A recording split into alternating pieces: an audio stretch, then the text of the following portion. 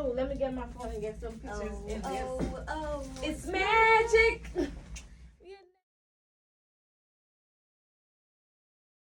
Hey, welcome back to another episode of the Me and Glad to see my faces Podcast. again. How's it going? Yep, we are a not so perfect family trying to figure things out. Okay, come along on this journey with us. Come on. It's a rocky road. Yes. So it's a good today we are talking about what happens or how to deal when parents disappoint.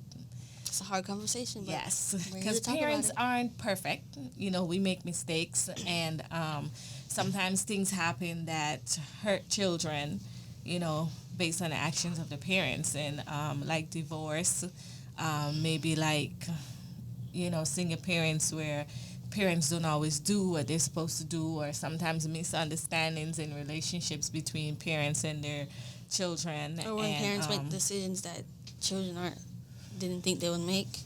Yeah, so when parents make decisions that children don't understand, or they don't, or it just wasn't probably the best decision. Yeah. You know, how do we deal with that, and how do we Move bounce past back it. and move past it? Yeah, so this is going to be a doozy. I hope y'all don't throw me on the block. No, I'm just playing. Let's be candid. Let's be for real. I'm going to bring this up. The one thing that you've always said to me, and I don't know if this is a good or a bad thing, but what you've always had a grace for with not only me, but with parents in general, you've always said that parents are people who are going through their process too. Mm-hmm. And parents are people who are figuring things out, and unfortunately sometimes children get caught in the crossfire. It shouldn't even happen, but reality is it happens, and it happens every day. Yeah. You know, in different scenarios. A couple days ago, Jazmine got she got a communication from someone that was close to her, and they were having a difficulty navigating the relationship with their mom. And it broke my heart, and sometimes we don't always have the right answers, We don't but have the words. we don't have the words to say. But just know that parents are fighting their demons too. Yeah, for sure. I feel like growing up, we always think, we look at our parents like, okay, they got everything figured out, so All the they should ducks are in have a all row. the answers for me, right? Or they should know exactly how to deal with me and how to handle me because they're done. They're a parent. They're already Yeah. there. They're at the end of the They're line, older, they've and they know what they're experienced doing. everything. But it's so to the contrary with that. Parents, I would like to say, are just kids that could drink, right? Yeah. Right? They have to still pay go bills. through their everyday hardships. They still go through the battles that we go through growing up. They have their own battles that sometimes are worse than the ones we go through, and they're still navigating their way through life. The only thing that's different is they have somebody to take care of on that journey, right? So I feel like as kids, the earlier you can realize that and learn that your parents are still growing and learning while you are as well, it'll bring so much ease to the parent child relationship, right? Because you can see why, or you can see that, okay, mommy ain't get it right this time, but mommy, she trying to get it right next time, right?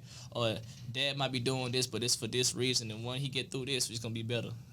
I feel like that's what all kids need to realize, or young adults. Yeah, I was listening to a interview that Jay-Z did with Kevin Hart, and you know, he was talking about his dad, how from his perspective growing up, you know, he just thought that his dad was a bum and his dad wasn't there, and then, you know, he was hurt, of course, by it, but as he got older and he became a parent himself, or just later on in life, he figured out that his dad was dealing with some major things, like his younger brother got killed. And so his dad spent a lot of his time in the streets trying to find the person that killed his younger brother. And when his mom would be like, you need to be home, you need to be with us, you need to be taking care of your family, he couldn't shake the fact that somebody killed his younger brother.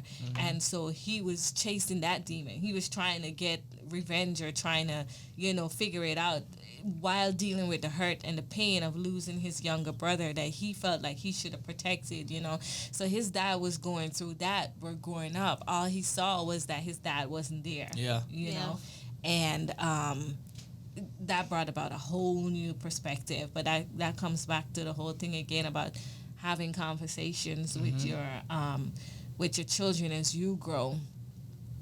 And And trauma is a real thing. Is something that everybody has to fight, no matter how old they are. And sometimes your parents. It's something that I realized not too long ago, that your parents have trauma that they might be fighting from childhood that they still haven't dealt with or talked to anybody about. So the reason they're doing certain things is because of this undealt with trauma. So you have to take that into accountability too. Yeah, this whole speak up and the whole this generation that we in right now, where we speak up and we like to be heard, and we go out and we like to heal ourselves. We got a lot of these mental institutions that we go to now and all this stuff. This is all new, right? Yes. Mm-hmm. Our parents didn't have this at all. No. So you got to be able to still realize that, right? Your parents might have some of the same problems that you go to your therapist for, right? And they just holding on to it because they're in their old ways. That's and they say that taught. Yeah, so they were taught that they can get over it by themselves and don't go nowhere because it's a weakness, right? Yeah. Have grace, right? If there's a situation where you feel like they're not treating you right, or you're not being loved, or you're not in a situation where you feel a parent should be doing, or they're not doing what a parent should be doing in your eyes, first of all, you're not a parent, right? So you don't know. But I don't know what the word is. Could be grace. Just go sit down and talk to them, right? Get it off your mind. Have a grown person conversation, since that's what it is, right? And talk about it. So a lot of things we go through could be alleviated just by a conversation, right? But we like to hold things in our heart, right? And that builds resentment and hate, right? It's dark.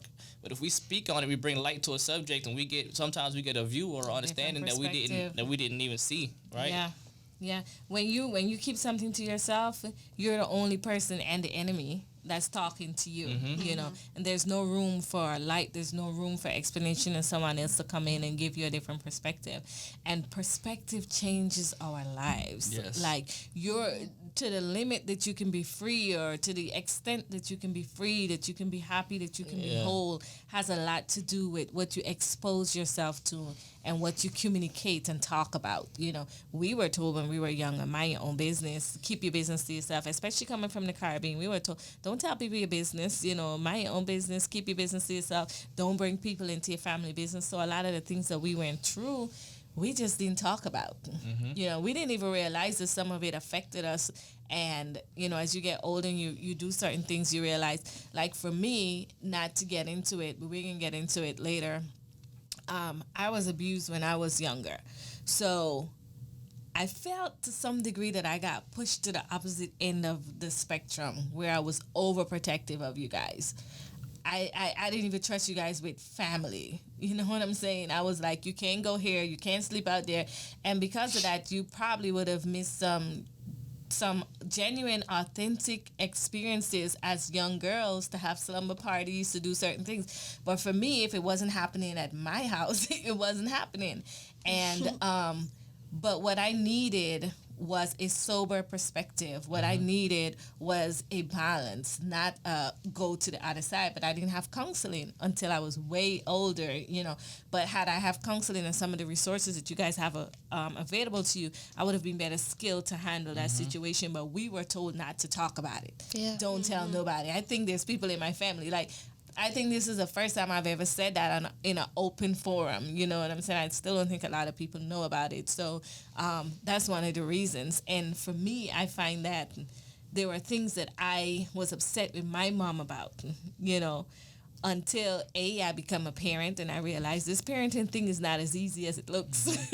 And then B, I realized that my mom went through some hard things. It made me love her even more. I'm like, you're dope. Like, you're still standing. You still fighting. You still so coming strong out here. You're so strong. And it gave me a whole different level of, just respect and admiration for her. Like, I look at her today and I'm like, man, you're my chick. You know what I'm saying? Yeah. I was just thinking about that. And coming back to the not sleeping out and everything, now when we were younger, it brought a lot of anger, and we didn't understand. It goes back to communication, but we didn't die.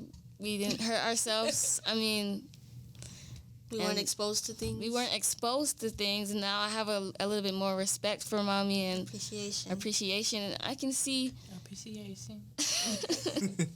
I can see why she did the things she did, and looking through things in her eyes, she just didn't want her baby girls to get hurt. And so now that gives me a little bit more, when I go to sleep over at people's houses, I'm a little bit more aware, and I can see things a lot better, and I'm not quick to go to a lot of places now. Yeah. Just being cautious. And even, I don't know if you guys want to share any personal accounts of when you may have been disappointed. I was just about to get into and that. And how did you bounce back from it? You know, like real scenarios. I mean, you're coming from a divorce home, you know, before I remarried.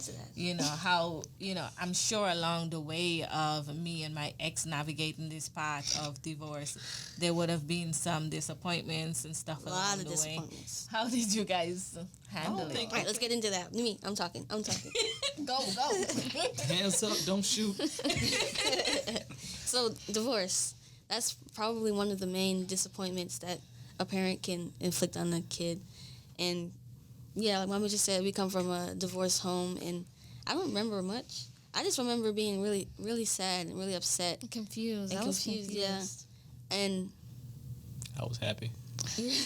Well, you were old enough to understand what was happening. So yeah, I was really confused and really disappointed. I was like, these are my parents. Like, they came together and they made me, like, they were in love at one point. So why are they separated all of a sudden? And then I had to deal with going to do 2 different houses, having my dad's weekend and then mommy's weekend, and just so many things that I didn't understand. But as I grew up, how we overcame that? It took a long time, because as I got older, I started to understand more things, and I started to see more things, and started to see my parents as actual people, and that really helped to get through it and alleviate it. But I was definitely very disappointed.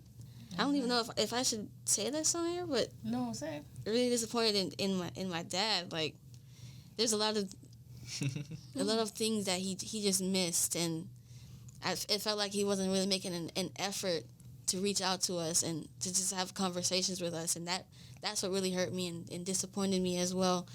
But like Mommy was just saying, just talking to people and acknowledging the family that I do have around me and the people that are actually here for me, that made me really come out of it and just come to terms with it. Just having someone to talk to and not carry it by myself. Yeah, and give grace in the sense to some degree. I know there's hurting, you acknowledge that and everything, and give grace in the sense that that person too is dealing with whatever they're dealing with that we may not understand, you know, until a conversation is had or until they're ready to have a conversation and share their perspective. You know, they may still be struggling or going through whatever it is they're going through. Was I the only one that would, at school or like events where parents could come in, I kind of felt, this is kind of off topic, but I felt so sad. That's another disappointment, yeah. That's on topic. Yeah, every time we were like in elementary school, I remember I had these memories of like stuff go on, or like they had these little parent activities or stuff like that, and it's just like, or chaperones, seeing the two parents together, or just field trips. Yeah. And now that I really now that you said that, now that I really look back at it, it's like every time one of those things happened or one of those things brought up, I'll just be like, I'm like in my head, I already know, like, yeah, that's just not my people. Yeah, like, yeah, like that's just don't ask me. Yeah, cause like, but I think I felt the same thing too. Like in middle school. Yeah, it wasn't like I was super mad about it. It was just like, another one of those things. Like another one of those things. Yeah, okay. Parents can make it too. Yeah, that's another. Or just your mom. Yeah, right. You know, your mom is gonna be there, but I football understood games. my mom. Oh, yeah. That was crazy. Like, I remember I was hurt. I really was. Like, in middle school, I played for Kirby. And I remember this specifically. I played for Kirby. We was playing Jackson. We was over at Jackson's field. And the game started, and I just kept looking up. Just waiting for Daddy to be there. But, yeah. And then I finally got to play. I didn't start it like that, but I finally got in the game, and I'm on the field. I'm looking up in the bleachers, like, see if he finally made it, because I told him about it. And I missed the play. Like, I missed the hike because I was looking in the bleachers, and then I got took out the game, and I was mad. Oh, man. Yeah, even just concerts, too. I would ask my dad to come to a concert, see me sing, and I got a solo. You should come see me. And I just be looking in the audience, and I see my mom and my stepdad, and I'm just like, yeah, you guys are here, but like, where's my dad? Like, I asked him to come, and I would be really upset about that too. And then I just, like I said previously, I just valued Mommy and Mr. Jesse, and even my siblings coming to support me. And I just stopped focusing on who wasn't there and focus on who was there. Yeah. Everybody got their battles, man, and I feel like it's just grace. One day, and it's time. relieved. Time, yeah. Right? Revealed. Process. Time and process, and then you realize that life is just not what you think it is. Mm-hmm. You know, and real things are happening to people. You know, and some of those people are your parents. I love it though. Yeah, I love it. Yeah, and the good thing about time and the good thing about life is there's as long as there's hope. You know what I'm saying? There's so much to live for, because there's always something on the opposite end. And in spite of the hurt, in spite of the pain and the different things that we go through, the disappointment, I think God wants us to know that there is so much love on the other side. If we can walk in grace, if we can walk in forgiveness, there It's can hard, still be... harder said than done. It is hard, and it takes the help easier of said than God. done. You know what I'm saying? It's not an easy task. But when you forgive and when you try to not see it from your perspective only, you know, you have to see it from yours. But if you can also make room to see it from the other person's perspective, like Daniel said, they learning, they fumbled the ball, they didn't get this right. But that doesn't necessarily make them a bad person altogether. And Just a person that did bad things. if I can if I can give some grace, then maybe I can still have a relationship with them. And you know, in some things, this might sound wrong, but in certain like relationships, can I say? Well, yeah, in certain situations, I feel like you can see how the other person is feeling, but right now, like with my dad, I'm still working on seeing things his way, and I think right now, I just lost. you want to prioritize you. I want to prioritize me, and it's like I don't know if Prioritize is the word. I'm still working on giving him grace. Basically, that's the whole thing. And that's fine, because it's a process. Healing is a process. It doesn't happen one day, and it doesn't happen overnight. And it's harder when you're trying to heal from what somebody else may have done, and they haven't really stepped up to admit that hurt or to even address it. You know, there isn't a good sense of closure. You know, but you still have to go through the process. You know, and by any means, I'm not saying negate your hurt. You know, you have to acknowledge your hurt, but it's not also safe to stay there. You know, you don't want to stay there. You want to be making steps towards coming to terms with things for what they are, and finding a place where you can still be happy and move on, and know that, you know, as long as there's life, there's hope, and there's hope that things can resolve. You know, And I appreciate all of it. Everything I went through, everything, the disappointments, the ups, the downs, all of that. Yeah, Because make it who you are. I know exactly how I'm gonna do my kids. Yeah. I got a clear mindset of what to do, what not to do. And even though I'm still gonna be maneuvering my way through, because I still don't have the perspective of a parent, but I know on a certain guideline of where I want to be. What you don't want to do. Yeah, so you for know, sure. so you have an idea of what you want to do. And I think the beautiful thing about our what's the word? Situation is we have each other. We can ask, we can talk to each other. We all know how we feel, and that's just what I love about us. Too, cause Nah, that's for real though. And I want to say this. I don't know. Is the Seed Conversations page linked to the YouTube? We need to put the link for the Seed Conversations in the YouTube bio. But if you're going through, because I know we had each other, right? But it might be not single, only children that's out there that don't have this kind of perspective and this kind of thing to fall back. Hit us up. Right. Yeah. We're here to talk. We're here to listen. We answer everything on the See Conversation Play. Please hit us up. Yeah, we on Instagram, Facebook, and on YouTube. So you can send us a question on any one of those social media platforms. Or even email us. Or email us too. Yeah, facts. And it doesn't not only if you're in a house where you're a single child going through a divorce or an only child going through a divorce, you don't have anyone to talk to, but you could also be in a family and your experience is different from your siblings, right? Like Daniel had a different experience than the kids because he was older and they were younger. They had a different perspective, but they had each other. And the main thing is having someone to talk through things, talk through your process, and finding out and knowing that you're not the only person. Like, it's happening all around us, and we just need to be able to Talk and get a different perspective. Even not even just divorce, like anything you want to talk about, or we're here to listen. Yeah, we're here to listen and be a support. Perspective. Offer our support, perspective, and everything else. Something I was about to say. Well, while you're thinking about that, she's like, you on your own with that. Your train left the station too. It's contagious, man. It's sitting next to her. Going back to getting help and just talking to people. Don't be ashamed in that. There's no shame in that. It's helping you.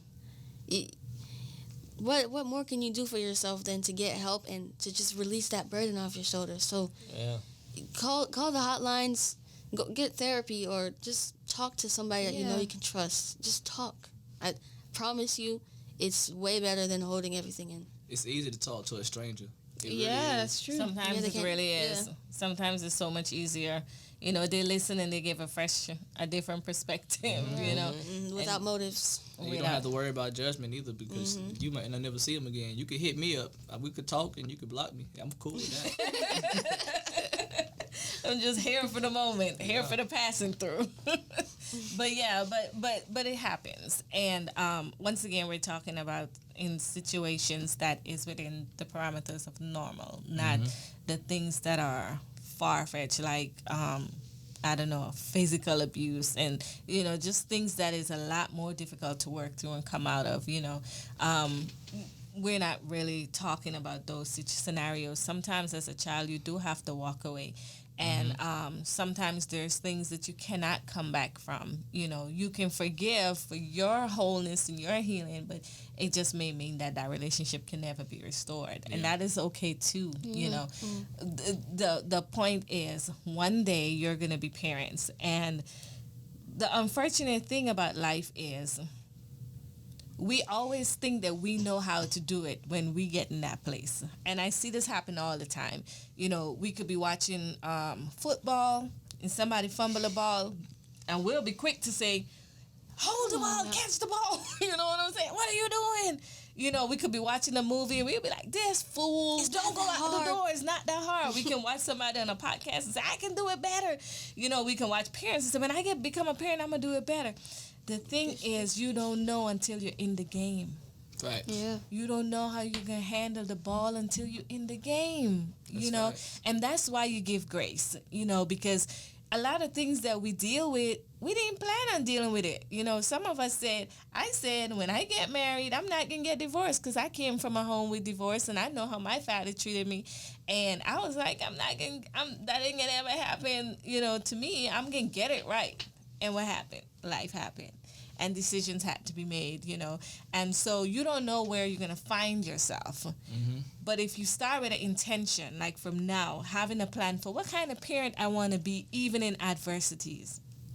Even when it gets hard, if I was to go through divorce, it's something that I'm thinking about it for it to happen. I'm not trying to make or manifest that. But let me think about worst case scenarios. It's just like any other plan. You always got to have a worst case scenario, right? How am I going to be? What is the parent what type of parent I want to be for me? Not for my wife, not for anybody else, but what standard am I holding myself accountable for? Parenting is one of the things that we go into without a plan. Yeah. or we go into without a end goal or without a picture of, okay, I want to be the type of parent that show up. So I want to be the type of parent that, always at school or regardless of what happened, I listen to my children. We go into it and we take it step by step, day by day.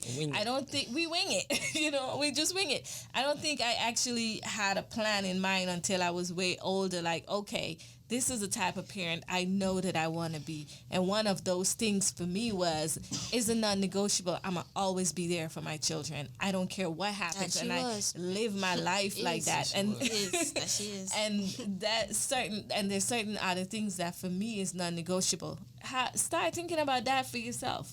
Mm-hmm. What are going to be the non-negotiables for me as a parent as I go through life and things happen? What standard am I setting myself up to? Word. I need to breathe after that. I can get on the roll and just be like, and don't stop. But that's it. Any ending words for this type of stuff? All the words. Grace. And perspective. Keep on trying to see things from different perspectives, man. Fun fact: if you shrink the earth down to the size of a marble, it's gonna be smoother than a marble, even with all the mountains on it. What? Perspective. What? You know what? You've always been so good at listening and stepping on my shoes. And all the way over here. You see how much space I got? And getting a different perspective. You're always good at listening to people. That's one thing that your friends would say too, that you listen, you give good advice. That's one thing I try to do a lot of the time. Just see things from different perspective, because in my head, it's not so crazy for like laughing at some homeless people or anything. It's not so crazy for you to end up in a position like that. It's not so crazy. So just give people grace and try to see things from their perspective. You never know what happened to that person, or give the grace you want to have. Exactly. Mm-hmm. Yeah, because life happens. And with that, that is another episode in the books. See you later. Bye. Alligator. Hey, so that's it. Thank you for watching today's episode. Please remember to like, share, and subscribe to our YouTube channel. New episodes drop Wednesdays each week. Remember to hit the notification button so you never miss when we post. See you later. Bye.